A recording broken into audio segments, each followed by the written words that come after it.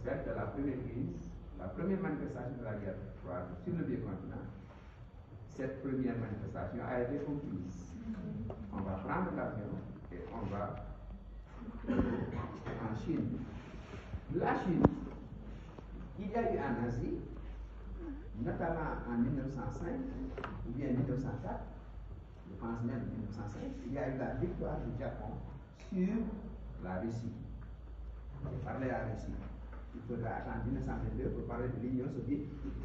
De ce fait, le Japon était le porte-étendard.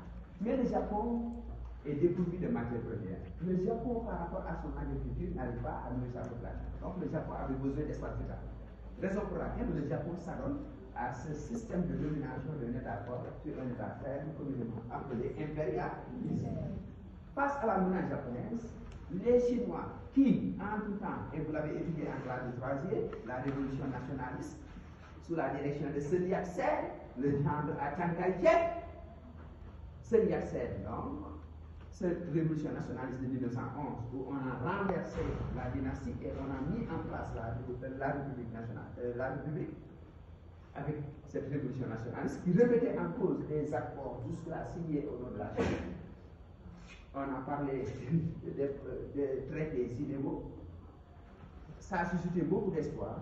Au finish, ça a été une véritable désillusion, c'est-à-dire un véritable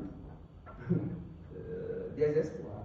Comme Andorra, voyant de loin quelque chose qui brille, pensant que c'est un bien de divin, arrivé à hauteur, il se rend compte que c'est papier emballage.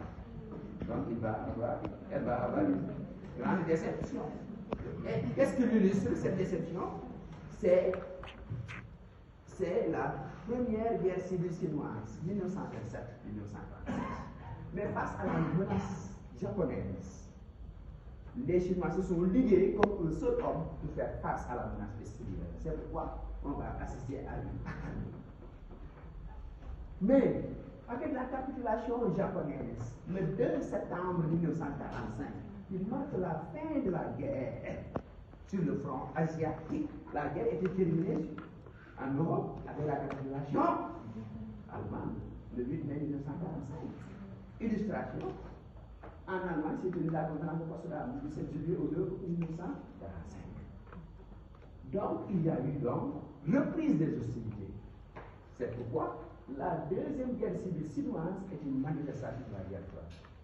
Cette deuxième guerre civile chinoise, quelquefois on met 1945, 1949, quelquefois 1946, 1949, vous comprenez. Qui étaient les protagonistes? Vous avez les nationalistes sous la direction de Chiang Kai-shek, c'est le Kuomintang, c'est-à-dire le parti nationaliste, qui avait le soutien américain. De l'autre, vous avez Mao Zedong avec le soutien soviétique. C'est pourquoi on parle d'une manifestation de la guerre froide, parce que tous les ingrédients étaient réunis. Chaque bloc était représenté.